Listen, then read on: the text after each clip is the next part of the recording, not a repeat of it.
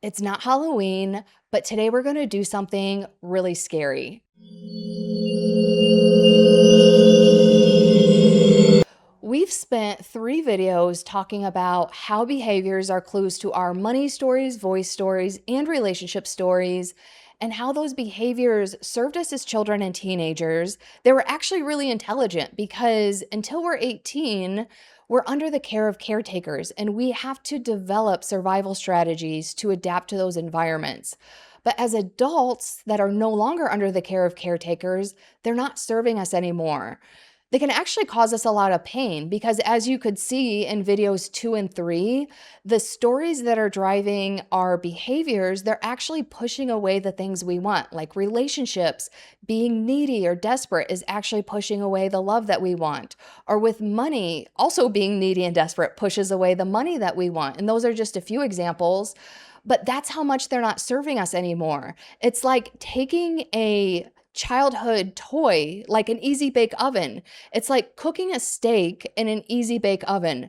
That tool was really cool when we were 8 years old and having fun, but it's not useful now when we want a nice meal. Also, what a time to be alive when unsupervised children use toys with heating elements. I think we also had a Snoopy snow cone maker with a really sharp blade. But anyway, my point is those behaviors as adults actually are a source of a lot of our emotional pain. And if you watch video 2, if you haven't yet, I highly recommend doing that. We did an exercise where we calculated the financial impact of not rewriting these childhood stories. And that was probably also very scary. So not only do these stories cause emotional pain, they also financially impact us. And when you do that calculation, it will probably also cause you pain.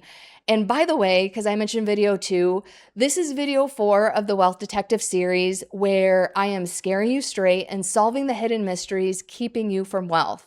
I'm Angie, the Inner Glow Coach, and stay until the end because, like all of my videos, there is an action step that you can start implementing immediately in your day-to-day life. And this is the grand finale episode, so most of this video is the action step. And you're probably wondering why this is going to be scary. And it's because we're going to go straight into how to start rewriting your money stories. And today I'm not going to be all, I call my style Chicago Edge, Hawaii Glow. And today I'm not going to be all Hawaii Glow where I'm gentle about it. Today I'm going to be Chicago, and I'll explain why. Because healing requires you to be honest with yourself. And sometimes, a lot of times, that can actually be very scary.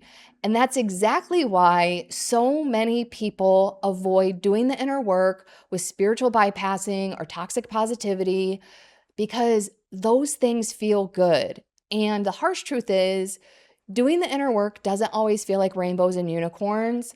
But the good news is, it's always worth it because a lot of people, the problem isn't that they don't know that their behaviors are causing pain in their lives. Because if you found this video by searching, you already know that your behavior is causing pain in your life. You're very aware of that. But a lot of people are only interested in the solutions that just immediately take away the pain. But those solutions generally don't go to the root of the problem. It's like if you break your arm, you can take all of the pain medication that you want, but only a cast is going to set the bone and allow it to heal properly, which means that it could be uncomfortable in the short term unless you take the pain medication. So the pain medication is the short-term solution, but the long-term solution is getting it set in the cast. And that means you're not going to be able to use your arm for a while. And so it can be uncomfortable and maybe even painful. But in the long term, it fixes your bone. The pain medication is just the quick fix in the short term so that you're not in so much pain. And the reason why this is important is because so many women come to me. Pretty much everyone who comes to me says, I've tried everything to stop these painful behaviors, meaning they've journaled their way around it in a million circles, or when they tried to change, it made the people around them uncomfortable, so they immediately gave up, or their therapist or self-help books give them insights, but they don't have the practical, actionable advice to actually make changes in their life. Or, this is a very popular one, they've gone to the sound baths and the healing circles and get these super intense downloads from their higher self, but then they don't know what to do with it. So that's why nothing ever changes. And you get caught in this cycle.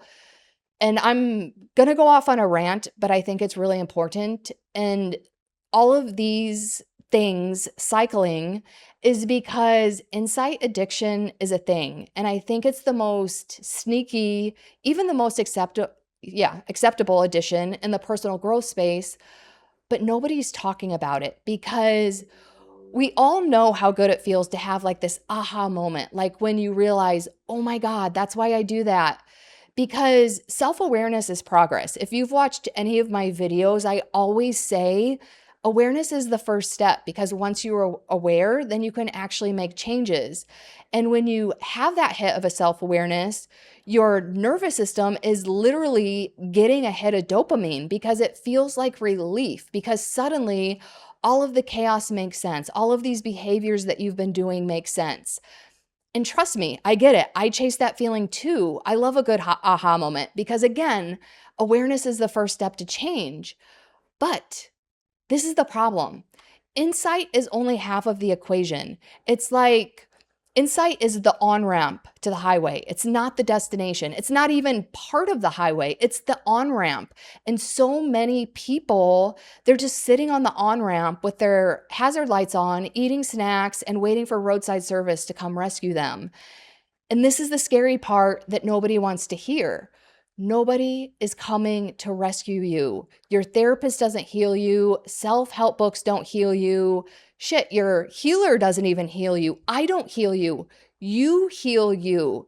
Taking accountability for your own healing is the scary shit that people are too afraid to do, because in doing that, you have to face how you have played a part in the pain that you are experiencing, because how you have played a part is continuing these behaviors from your childhood and teenage years that are no longer serving you.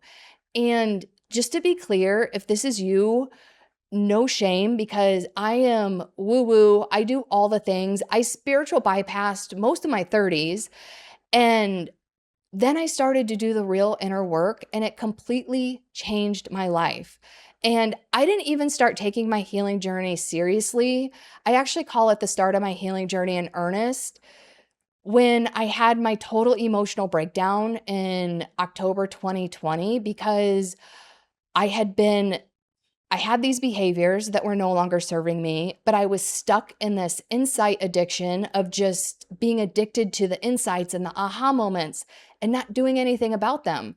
So I hit a rock bottom that was so bad that I didn't even want to be here. And I took steps to ensure that didn't happen. And when I got out of the hospital, I'm obviously still here, so there's no spoiler alert. Also, if you want the full story, I can't really talk about it on YouTube because it's a lot. And actually, I am making a series, but I'm not going to get too sidetracked. But it's all in my book, Running in Slippers. But the short version is I got out of the hospital and I called a friend. I told her everything that happened. And she said to me, oh, I said, I can't believe I didn't die. And she said to me, there's a noise. So I got out of the hospital and I called a friend. I told her everything that happened. And I ended with, I can't believe I didn't. And her response was, it's not your time. And it was so profound, and it sent a cold chill through my body. And in that moment, I made this mindset shift, because I had been living life in victim mentality of all these things are happening to me and I'm so helpless against it, and this is just the way I am, to, okay, life has not been going the way I would like. It's not ideal. I haven't been making the best choices. I would like to live life differently, and I am accountable for making those changes. So I invested in myself, I hired a coach, and I started living life differently. And it wasn't always easy, because in the beginning, I had to go so deep into the shadow work And it was hard. I never sugarcoat the healing journey.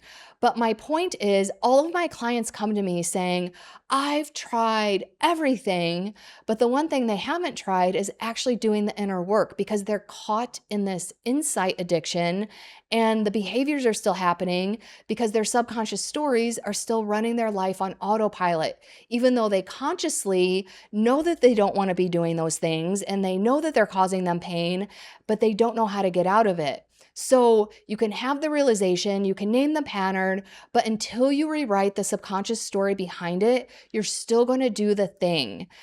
And this is all in my rant about insight addiction because insight doesn't require you to be brave. It's safe. It happens in our journal or dancing around a fire under a full moon with other half naked women who are microdosing on mushrooms.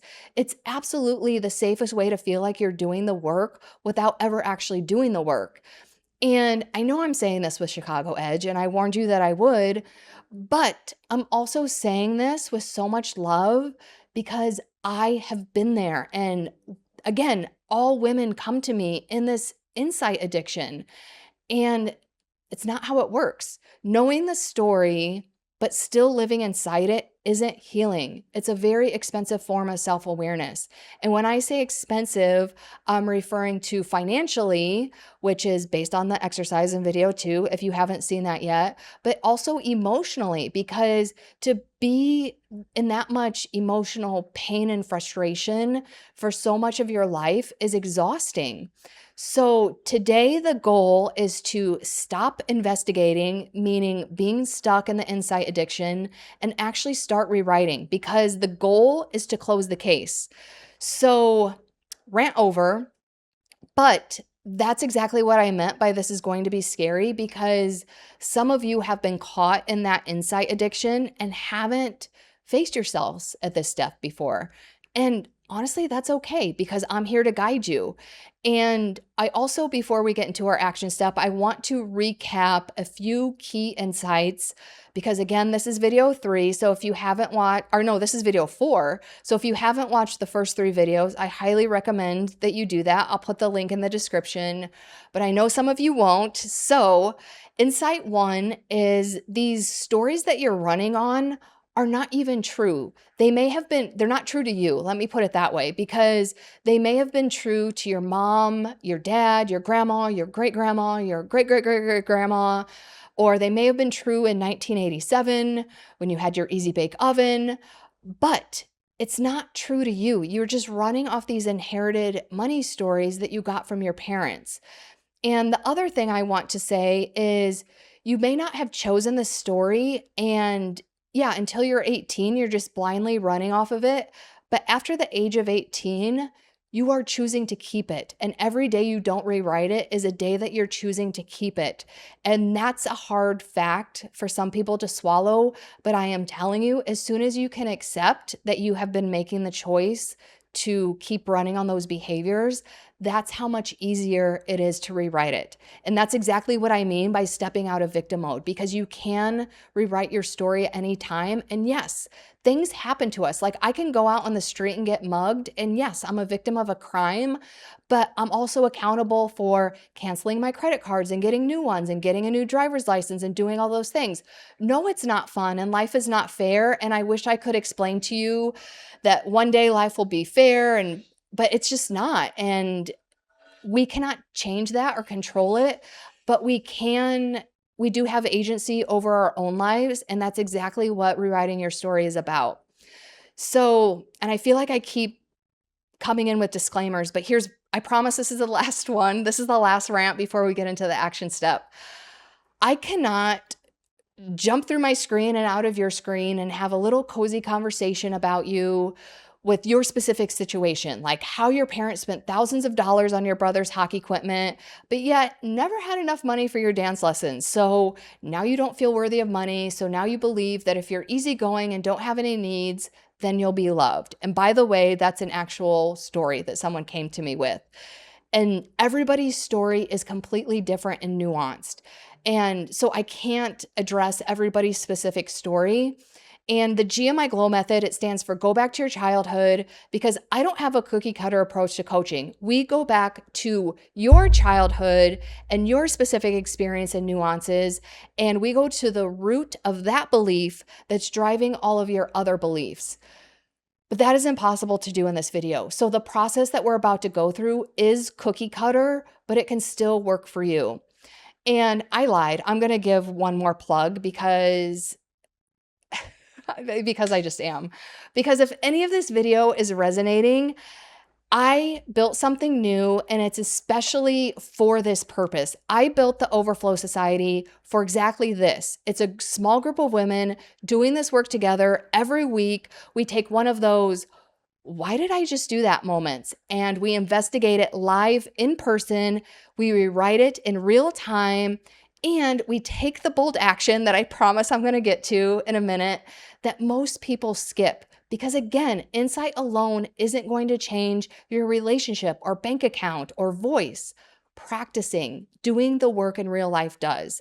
And it's called the Overflow Society. It's not open yet, but I'm only taking 5 founding members because I actually want to know the women in this group, and I want you guys to know each other. This isn't a Facebook group full of strangers. I want it to be like we're sitting on the couch with our smartest, most honest, and even quite frankly, unhinged friends.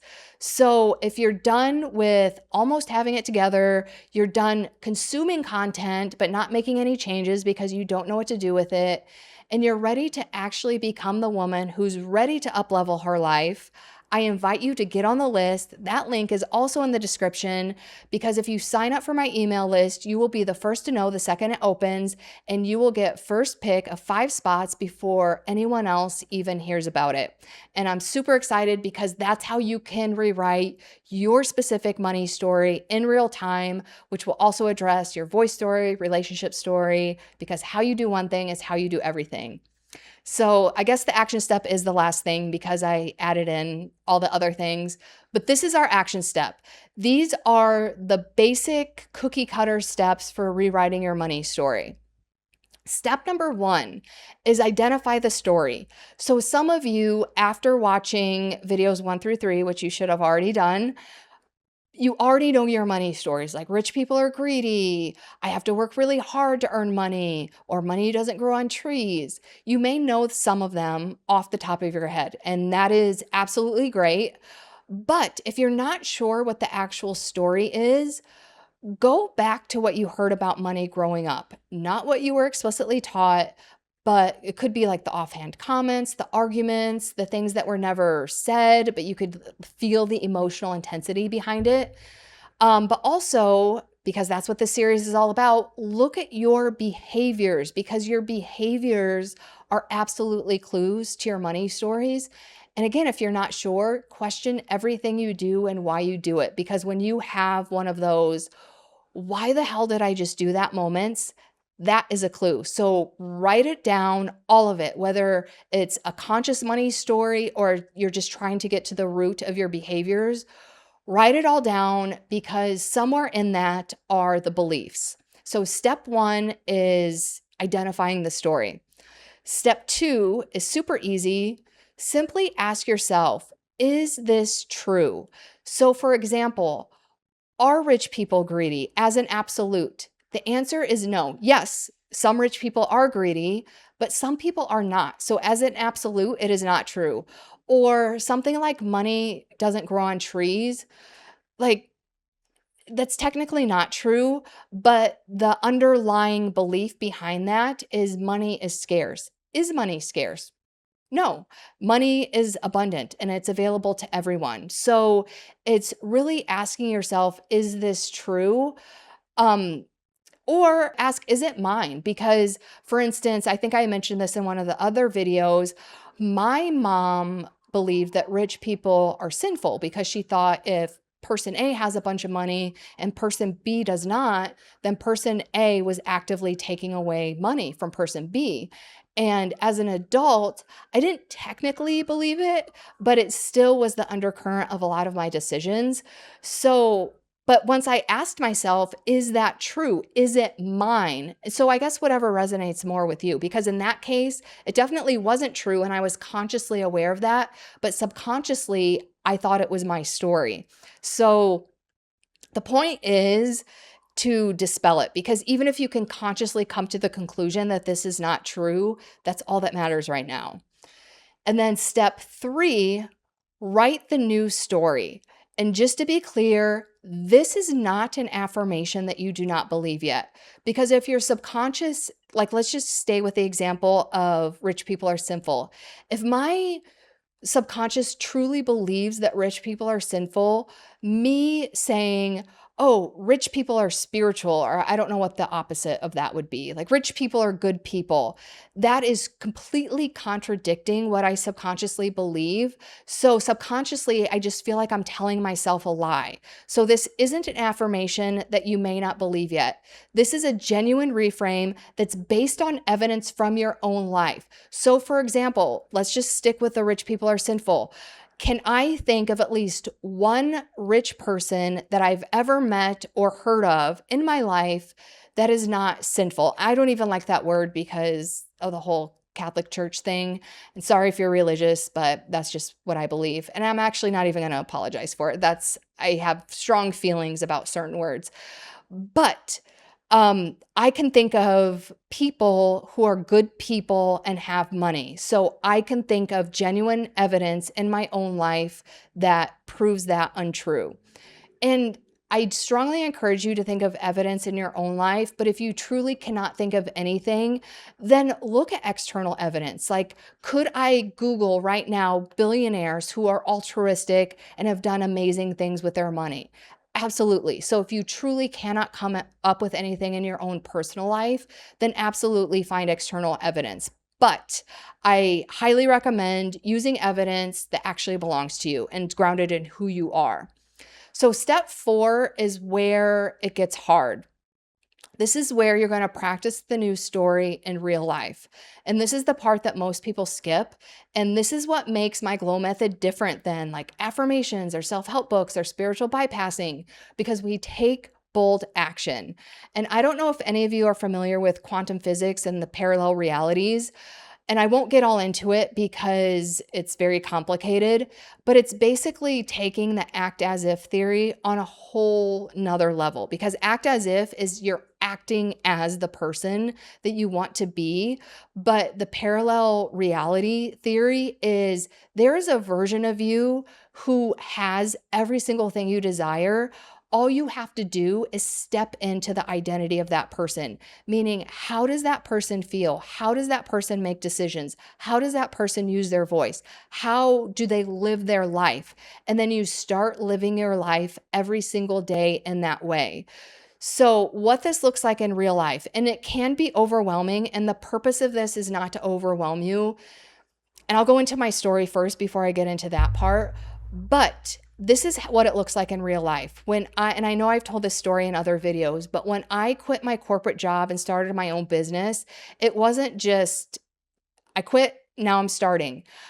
I made the decision that I wanted to quit, but every time I thought about it, I would have a full-blown anxiety attack about the money, the uncertainty, all the things.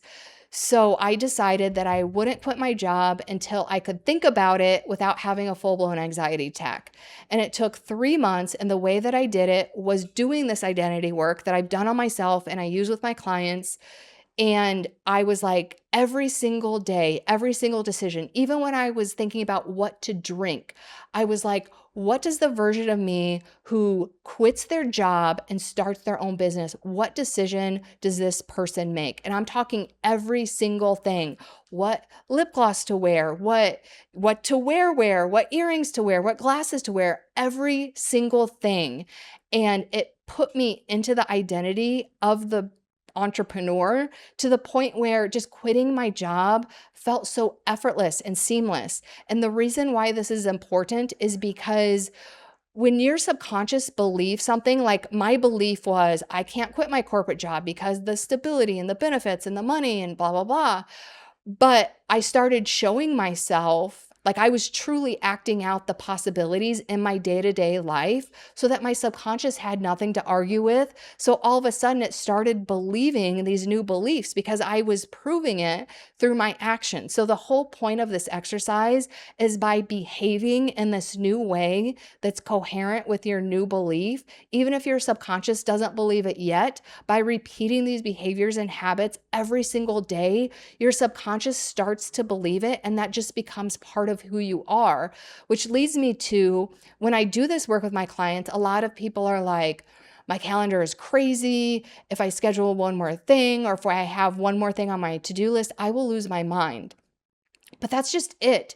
This is meant to be something that you're integrating in your day-to-day life. So, and I admit it can be a lot at first. So that's why start small, because the point is to not overwhelm you. It's to integrate this in your day-to-day life. And it may take months. Like the example that I just talked about, it took me 3 months to get to that point, and it could take longer. But do you want a short-term fix, or do you want a long-lasting change? Because once I stepped into that identity, there was no going back. And there's always beliefs to rewrite. But it's like what's the saying? New levels, new devils. But once you get the basic ones down that are really running your money stories, relationship stories, and voice stories, it becomes so much easier, I promise. And also, the reason why your calendar is insane is exactly why you need this. Because if your calendar is out of control, it's probably a boundary problem, which is part of these behaviors that are causing pain in your life. But my point is, if this becomes something on your to-do list that feels like it's taking extra time, then scale it back and do something that's manageable. Because if you're not going to stick with it, it's not going to work. It's like if you hate running and you start an exercise program that's centered around running, you're not going to stick to it. So, I know that's a lot. And again, I know it's a very cookie cutter approach, but I promise you this identity work absolutely works. So I really appreciate you sticking around for this series. I really think this one is like super impactful. And I know I covered a lot, so please watch as many times as you need to. And feel free to leave your comments and insights and even questions in the comments. And I promise I'll respond to all of them. And I will see you next time.